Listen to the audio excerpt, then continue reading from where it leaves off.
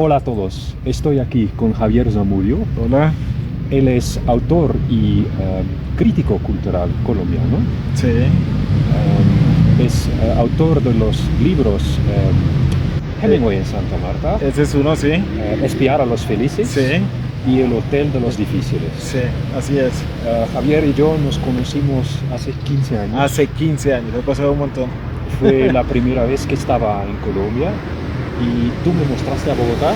Sí, claro, recorrimos Bogotá por diferentes lugares, estuvimos en el centro, estuvimos por la séptima, te quedaste también con nosotros, yo vivía en Teusaquillo. Estaba en su casa un Sí, rato. claro, te quedaste Y en por mi ti casa. conocí a los Taitas. También sí. Es un pueblo muy especial del sur de Colombia. Sí, estuvimos con los Taitas, creo que tomamos yagé, ¿sabes? Sí, tomamos yagé. Sí, a mí no me hizo Es nada. una cosa interesante, ¿no? Sí. Pasaron muchas cosas. Unas visiones interesantes. Sí, yo no tuve visiones esa vez. No sé si te acuerdas, pero... Le cuento después. Bueno, Javier, muchas gracias por No. participar en este pequeño video. No, gracias a ti. Y muy chévere volvernos a encontrar. Bueno, dale. Ok, primera pregunta, Javier. Usted como caleño auténtico, ¿qué te trajo a Bogotá? Bueno, caleño auténtico es muy gracioso. Porque yo no bailo salsa y casi todos los caleños bailan salsa. Entonces ese es el primer problema para ser caleño auténtico. Pero lo que me trajo a mí a Bogotá fue mi esposa. Mi esposa quería que nos mudáramos. Yo estaba viviendo en Cúcuta.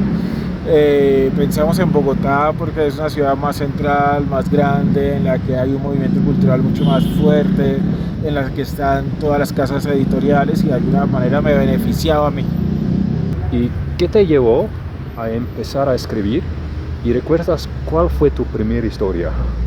¿Qué me llevó a empezar a escribir? Bueno, yo creo que yo empecé a interesarme, digamos, por la literatura, por mi tía que es artista plástica y tiene una gran biblioteca, mi papá era militar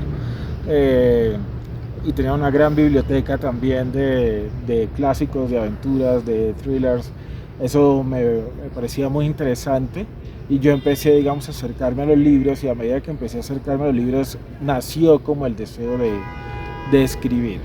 Empecé a escribir, digamos, sin ningún tipo de pretensión como tal, es decir, en ningún momento me planteaba la idea de ser escritor, hasta que empecé como a ganar premios y dije, bueno, yo soy como bueno para esto, ¿no?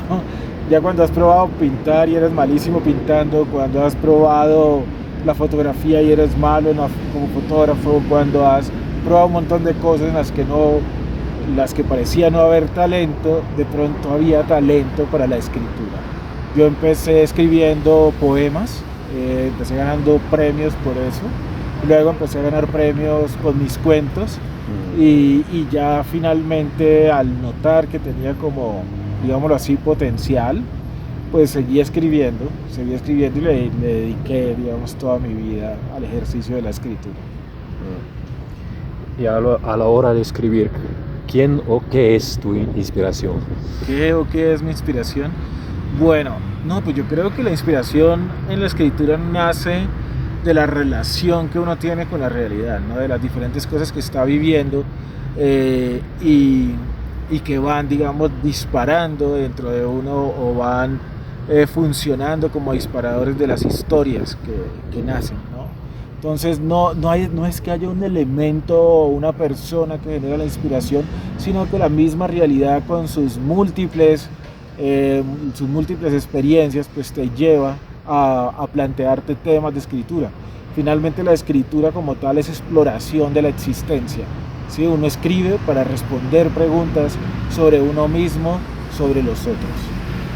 Si pudieras transmitir un mensaje a tus lectores a través de tu obra, ¿cuál sería? Bueno, una de las cosas que yo trato de transmitir a los lectores a través de lo que escribo es que la realidad se puede decir que es multidisciplinar, que es polifónica, que tiene diferentes caras y que más que el concepto de realidad yo planteo el concepto de la posibilidad, el concepto de que cualquier cosa es posible dentro de la vida que tenemos. Sí, eso es algo que yo trato de transmitir. Por ejemplo, Yo tengo un cuento de un hombre que compra una escalera que no termina de subir. El tipo está subiendo la escalera y nunca llega al final de la escalera. ¿Sí? Esta metáfora, que finalmente es una metáfora, pues mucha gente lo conecta con la metáfora de la felicidad, y sí está conectada, digamos, con una frase de Immanuel Kant, del filósofo alemán, que decía que la felicidad es una utopía de la razón con bases empíricas. Lo que también trata de plantear es que la realidad tiene muchas posibilidades. Yo creo que es posible que en la realidad uno se encuentre con una escalera en la que no se termina de subir. Gracias. Ahora eres padre. ¿Cómo te ha cambiado esto? Bueno, mira que la paternidad, mucha gente piensa que la paternidad es un limitante. Para mí no ha sido un limitante. De hecho, la paternidad no solamente me sanó emocionalmente, porque me sanó emocionalmente. Yo antes de ser padre era una persona, y al día siguiente de nacer mi hijo me convertí en otra que veía el mundo más amable, que veía la posibilidad de ver crecer a una persona, y que veía la posibilidad del milagro de la vida al lado mío. Para mí la paternidad ha sido maravillosa, en realidad. ¿Y qué es lo más bonito que ves reflejado en tu hijo? De pronto bueno, mi hijo se parece mucho a mí, no solamente físicamente. Diría que lo más aterrador que veo en mi hijo, en vez de lo más bonito, porque hay muchas cosas bonitas, pero lo más aterrador es que se parece demasiado a mí. A veces pienso, si será así, yo de joven era terrible, callejero, me perdía durante días. A veces pienso si también será igual en ese sentido, pero no, hay muchas cosas maravillosas en mi hijo. Mi hijo es una persona compasiva, es inteligente, es curioso, creativo, bueno para dibujar, bueno para la guitarra, sí, hay un montón de cosas, bueno para el arte, tiene sensibilidad, bueno, en fin. ¿Qué creencia tuviste que dejar ir para poder crecer? ¿Qué creencia tuve que dejar ir para poder crecer?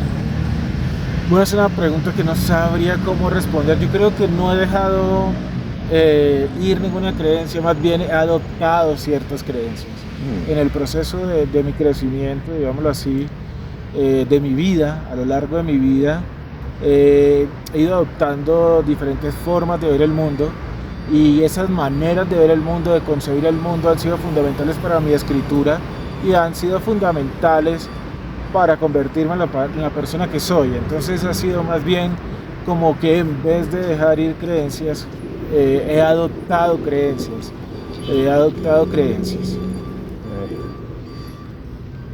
¿Qué sabes sobre la adopción y cuál es tu opinión al respecto?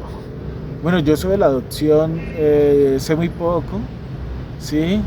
Puedo decir que considero que es necesaria bajo las condiciones correctas, ¿no? Porque pues supongo que no todas las personas que son adoptadas terminan en la familia amorosa en la que deberían terminar. Eso, digamos, es lo que sé y lo que opino que la adopción es algo que quizás debe ser más protegido, por lo menos en Colombia, porque en Colombia hay muchas cosas que son desprotegidas y la niñez está muy desprotegida. ¿Sí? Entonces la adopción pienso que debe ser más protegida, más regulada, pero que es algo necesario siempre y cuando sucedan las condiciones correctas. ¿Qué le gustaría decir a las personas que planean a visitar a Colombia? Bueno, Colombia es un país muy bello, sí, lo pueden ver en fotos, es magnífico. Sí, es bello, que no tengan miedo. Sí, yo estuve hace unos años, mientras estaba en la Feria Internacional del Libro de Bogotá, tuve que presentar a un autor canadiense, y él al terminar la presentación le dije que fuéramos a dar una vuelta por la Candelaria, por el centro de Bogotá, y él tenía miedo de ir. Me dijo que la Candelaria era uno de los lugares en que la embajada le habían dicho que tenía que evitar, ¿sí?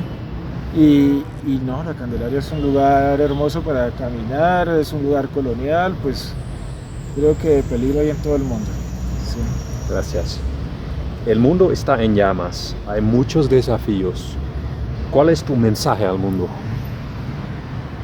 Bueno, digamos que mi mensaje al mundo es que debemos darle prioridad a la gente en vez de al capital.